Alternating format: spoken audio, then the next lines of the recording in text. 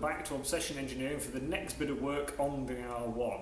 Last time I had it running and it ran lovely, so I was planning to make it stop this week, and then I had a quick look at the brake calipers and realised they needed some seal kits in them. So I've ordered some seal kits, but they're not here yet. There is, of course, a few other jobs to be doing because it's clearly not finished. So I'm going to start by sorting out the wiring to the alternator, and once that's connected, I'm also going to see if I can get it running on its own fuel tank. When Andy had the bike, he decided it was a good idea to put a head gasket in it, so he's had the engine out. And unfortunately, this block connector for the alternator wiring is melted together. It's actually quite common on alternator wiring because there's quite a lot of wiggly amps going through them, and if you get any dirt or damp or corrosion in the connectors, they get very, very hot, and then they have a bit of a tendency to melt all the plastic connected together.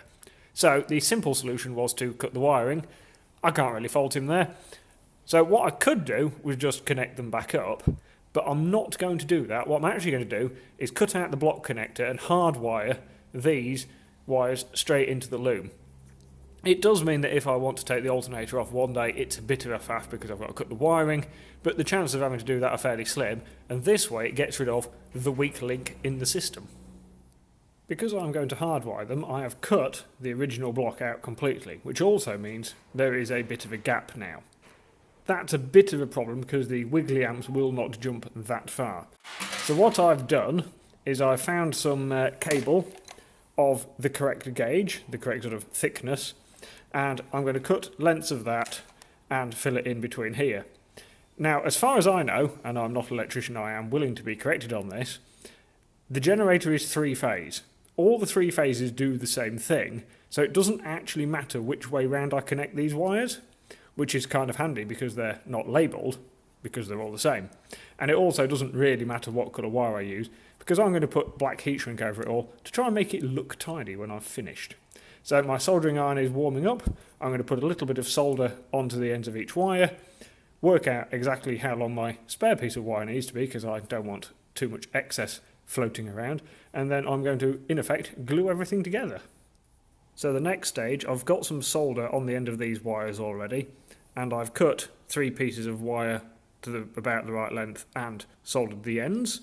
So I've slid some heat shrink all the way down to cover everything. It's got to be out of the way so it doesn't get hot. So the next job is to solder a piece of wire into each one of these, then slide some heat shrink over that section before soldering up the other end. And I have forgotten to put the heat shrink on enough times that I'm not forgetting today. So I have my red wires connected to my white wires. I've got a reasonable length of the sort of wires soldered together, so we've got a nice solid contact so that the wiggly amps can get across there quite happily. I'm just going to slide a bit of heat shrink over each one and then connect them up at the other end. So that's all my ends connected, my heat shrink in place so I can just slide it along, warm it up with a heat gun and shrink it, and then I've got a big piece of heat shrink to go over the whole lot so it'll all look nice and neat. That's the first layer of heat shrink on each connector. I'm just letting it cool down for a little bit so that when I slide the next piece on it doesn't shrink halfway over. The advantage of heat shrink compared to tape is it looks a lot neater and it's quite a nice snug fit. It holds everything together quite well, so it is just a bit more secure and looks a bit better. So there we have it, nicely tucked away into the original loom connector, looking nice and neat. That should work nice and all the wiggly amps can go wiggling along there as much as they like.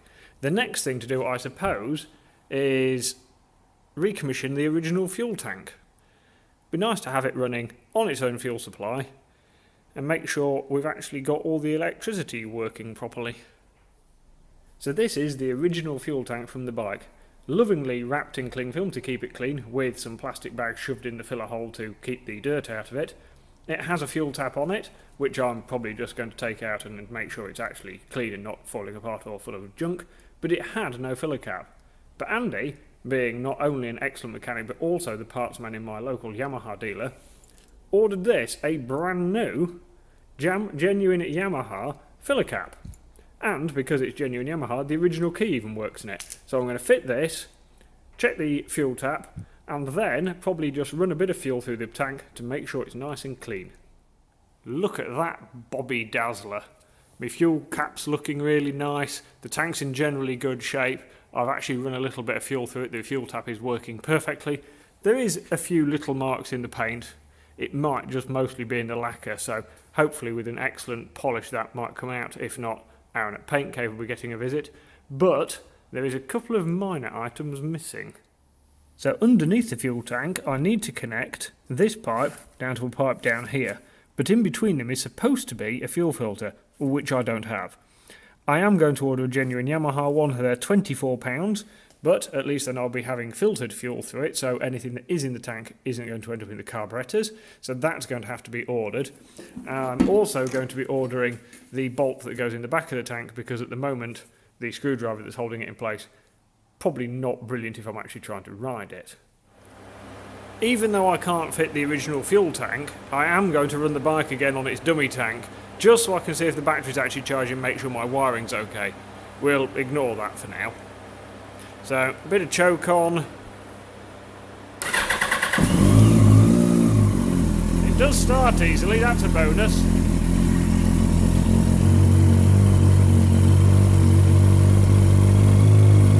Well, it's definitely charging. I'll let it get a little bit of oil around itself before we give it some revs, and then we'll see if it stops charging correctly.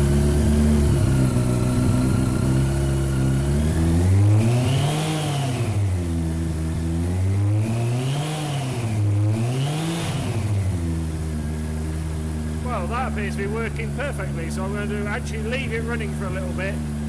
Firstly, to charge the battery slightly after all the starts I've been doing, and then the workshop will be a little bit warmer.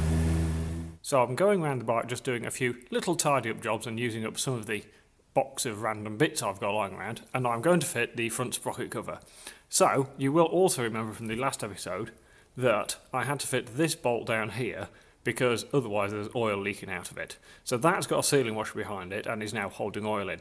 I don't want it to have to hold oil in and hold the cover on, and there are plenty of other bolts to hold the cover on. So what I've done is I've actually cut the lug off the bottom of the cover. Realistically, it's at the bottom of there, you're never going to see it, so that will do for now. So I'm just going to pop that on.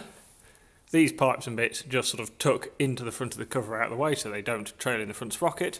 So I'm just going to pop that on. And now that I've got the cover on, I can fit the rear set. I mean, it didn't actually matter which order I did it in, but that's the order I've done it in. But this definitely needs a clean first, so we'll take a little trip to the degrease tank, clean it up, and then I'll probably just re-grease under the bushes and bits and then pop that on.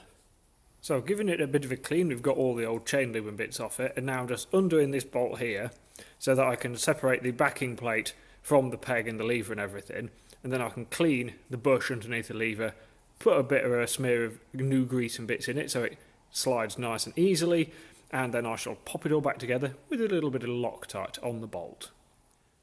So that's my rear set reassembled and fitted to the bike. This foot peg is actually ever so slightly bent. I'm not sure I'll be able to notice it when I'm riding it, so I might just leave it. It's not the end of the world to change it later. I've got new bolts that Andy had got for me, and I've given this a little bit of a polish up just so it looks nice and clean. Now I'm going to move on to a slight grumble about the man from Yamaha. Now, the man from Yamaha was incredibly clever when he made these bikes. They realised that for better handling, what you want is a short chassis and a long swinging arm. But to do that, what you actually need is a shorter engine. So they decided to stack the gearbox. Now, that may not make a lot of sense, but I shall try and explain. You have your crankshaft here, and that drives the clutch, which in effect is there but on the other side of the bike. And then after that you need the output shaft, which your sprocket goes on, which would then be here. That makes the engine quite long. The man at Yamaha was the first person to really go, right, well, we'll move stuff. We'll have the crank there, because you can't really change where that is much. Then the clutch is sort of up here, with the input shaft for the gearbox. And that means that they could then move the output shaft there, stack the gears on top of each other, make the engine shorter, longer swinging arm, better handling. An excellent idea.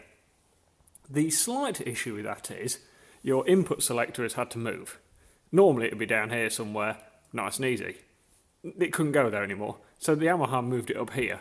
And then they decided, instead of running the gear shift over the front of the frame where it looked a bit ugly and sort of catch on your leg, they ran it through a hole in the frame. And that's a bit of an issue, because the hole in the frame isn't very big, and it means I can't swap it to race shift.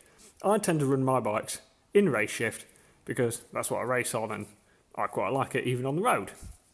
On this I can't do it, because normally what you do is you'd flip this selector upside down so that it just shifts the opposite way. In effect, it makes the lever down here work the opposite way to get the same reaction at this end.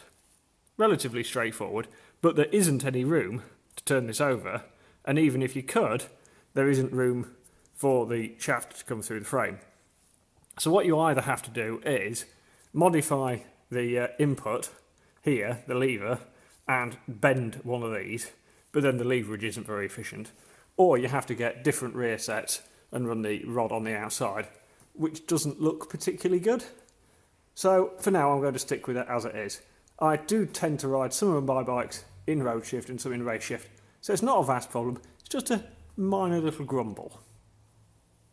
So with the rear set and the gear linkage all finished off, I just moved down the front of the bike and fitted these mudguard bolts. I just had random cap screws in there, and now I've got the correct bolts in. So I think that'll amount to do for this evening, because it's getting to that time of day when I'm getting hungry, and if I leave now, I can go past the Chinese takeaway. Sweet and sour chicken, I thinks. Thanks for watching, and join me again next time for some more R1 action.